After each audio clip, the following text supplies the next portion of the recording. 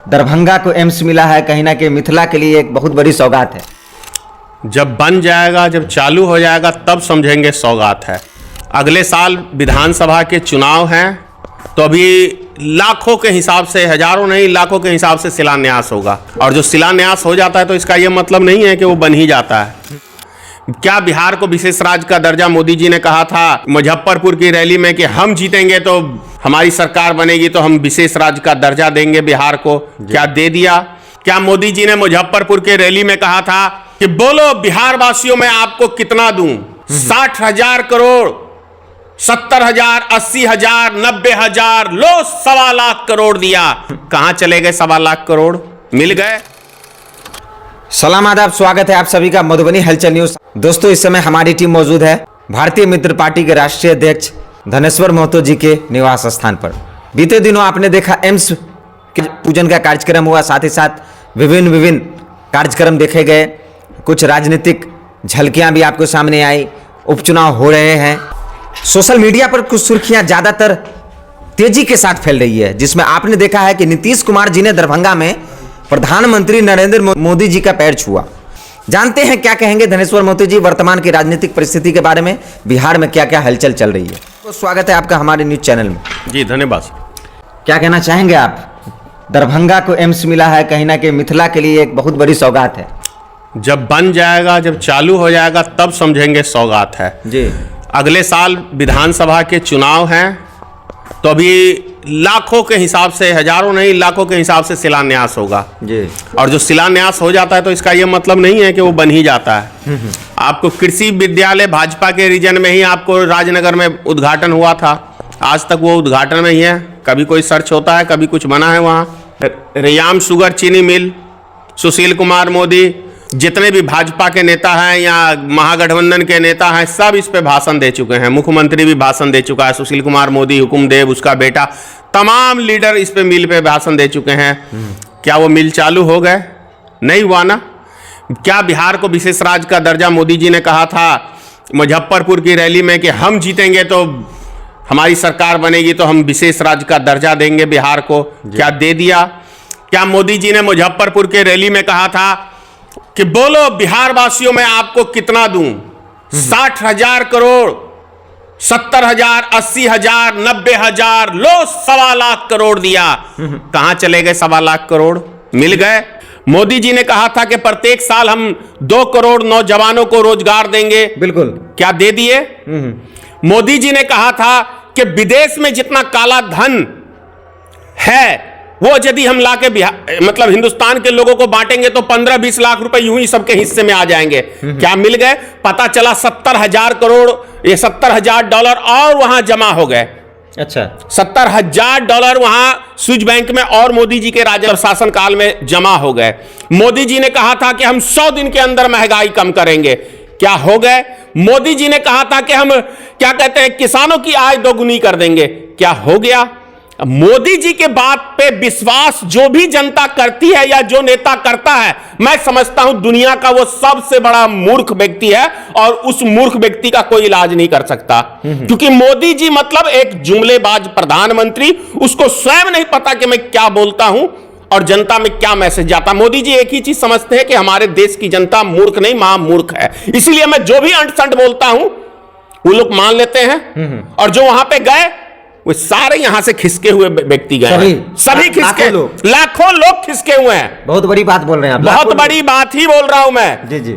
मोदी की बात पे विश्वास करने वाला, फिर कह रहा हूं, मूर्ख नहीं महामूर्ख है। अच्छा। जब एम्स बन के तैयार हो जाएगा, चालू हो जाएगा, तब आप मेरे से पूछिएगा कि हाँ मोदी जी का वादा पूरा हो गया। चलिए, देखा गया कल के प्रोग्राम में और सुर्खियों में है नीतीश कुमार जी ने मोदी जी का पैर छू के प्रणाम किया।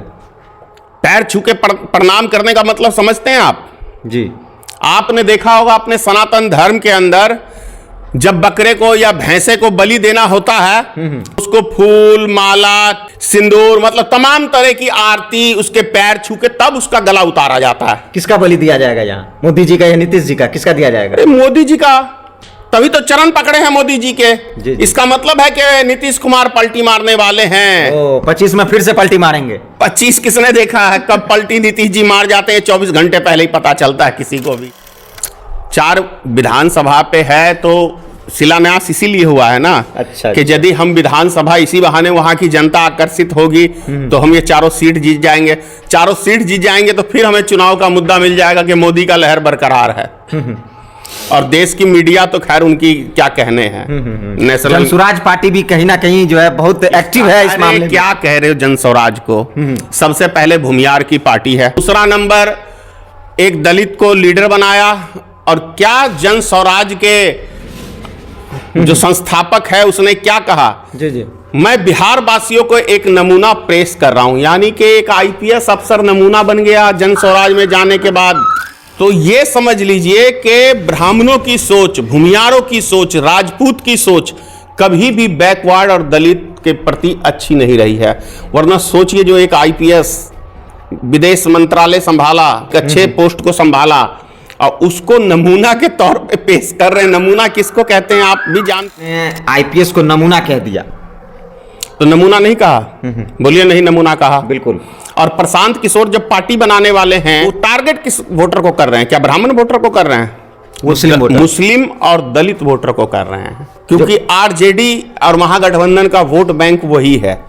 तो आप समझ लीजिए, और प्रत्येक दिन आपको उसका 2 करोड़ से ऊपर का खर्चा है। मतलब आपके हिसाब से भाजपा की बी टीम हो गई जनसुराज? ये भी कोई कहने की बात है? और इसको फाइनेंस कौन कर रहा है? कहां का उद्योगपति है और कौन सा उद्योगपति उसको फाइनेंस कर रहा है? खुलासा करेगा ना।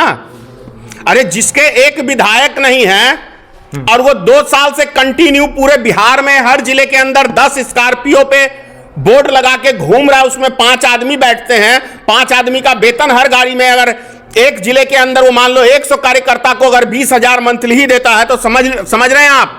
8 साल 2015 में 9 साल मेरे पार्टी को हो गया। मुझे तो आज तक भैया कोई ऐसा दिलेर व्यक्ति मिला नहीं जो कहे कि धनेश जी ले लीजिए 10 लाख रुपए आप पार्टी फंड के अंदर। जो भी मिले वो सौदेबाज मिले, बिल्कुल सौदेबाज मिले। एक आदमी मेरे से आया था नोटबंदी के समय में कि एक नेता का पैसा एक कमरा बंद है, आप उसको अपने पार्टी में व्हाइट मनी कर दीजिए। मैंने कहा ये सब काम नहीं करता हूं। भाजपा के लीडर कुछ गाजियाबाद से जुड़े मेरे पार्टी में, बोले हम फंडिंग करेंगे, 5% देंगे, मेरे काले धन को व्हाइट धन बनाओ। मैंने कहा ये सब भाजपा ही करती है और उसी के लिए ठीक है। आगामी 2025 में विधानसभा चुनाव होने को इस पे क्या कहना चाहेंगे धनेश्वर महतो? क्या आपकी पार्टी जो है राजद के साथ विलय करेगी या धनेश्वर महतो खुद अकेला चुनाव लड़ेगी? भैया मुझे सुनिए, मुझे ना तो कोई मंत्री पद का शौक है, ना एमएलए एमपी का शौक है। मैं जनता के लिए काम करने आया हूं और अपने दम पे हम चुनाव लड़ेंगे और अपने दम पे अब जीतेंगे भी, क्योंकि हम जनता की आवाज उठाते हैं और हम जनता के साथ हैं। तो जाहिर सी बात है आने वाले टाइम में जनता भी हमारे साथ ही रहेगी। और सबसे विशेष बात, मैं पार्टी का नाम चेंज करने जा रहा हूं। भारतीय मित्र पार्टी की जगह जी एक बेहतर नाम, पार्टी का भी नाम अच्छा है, लेकिन ऐसा नाम जिसे मैं टिकट देता हूं गरीब मजदूर को, उसी नाम से एक पार्टी का गठन करने जा रहे हैं बहुत जल्दी जी। और हमारी पार्टी सिर्फ और सिर्फ गरीब किसान मजदूरों को ही चुनाव लड़ाएगी, कोई पैसे वाले को टिकट हम नहीं देंगे जी। मैं बता दूं कि पूरे बिहार के अंदर अगर कोई पहला व्यक्ति हो, अगर कोई पहली पार्टी है तो है वो भारतीय मित्र पार्टी, जिन्होंने स्मार्ट मीटर के ऊपर आवाज उठाई और लोगों की जन की आवाज इन्होंने सड़क से सदन तक उठाई है। ये अभी तक संघर्ष कर रहे हैं, लड़ाई लड़ रहे हैं। क्या कहना चाहेंगे स्मार्ट मीटर के बारे में आप? स्मार्ट मीटर का मुद्दा हमारा जारी रहेगा। अभी सरकार पीछे हट गई है 2 कदम। अभी आप देख रहे होंगे कहीं स्मार्ट मीटर नहीं लग रहा है, क्योंकि सरकार को यह भय सताने लगा है कि कम से कम 1 साल के लिए स्मार्ट मीटर का मुद्दे को हम बंद कर दें, फिर चुनाव जीतेंगे, फिर लोगों का गला पकड़ के दबाएंगे जैसे चाहेंगे। जी जी जी। तो स्मार्ट मीटर, और हमारी पार्टी जब तक स्मार्ट मीटर को हटवा नहीं देगी तब तक हमारा आंदोलन जारी रहेगा। चलिए, बहुत बहुत धन्यवाद आपका हमारे साथ जुड़ने के लिए। तो ये थे धनेश्वर महतो जी, जो हमेशा जन, मजदूर, किसान, दलित, पिछड़े, उनकी आवाज बनकर खड़े उतरते हैं। हमेशा समाज में इनकी एक अलग पहचान है। हमेशा ये जो है अपने कर्म से जाने जाते हैं। इन्हें किसी पद का लोभ नहीं है, ये कभी विधायक सांसद बनना नहीं चाहते हैं, लेकिन जनता की आवाज बनना चाहते हैं। तो और भी खबरें देखने के लिए जुड़े रहे हमारे साथ, देखते रहे मधुबनी हलचल न्यूज। आप सभी दर्शकों का बहुत बहुत धन्यवाद।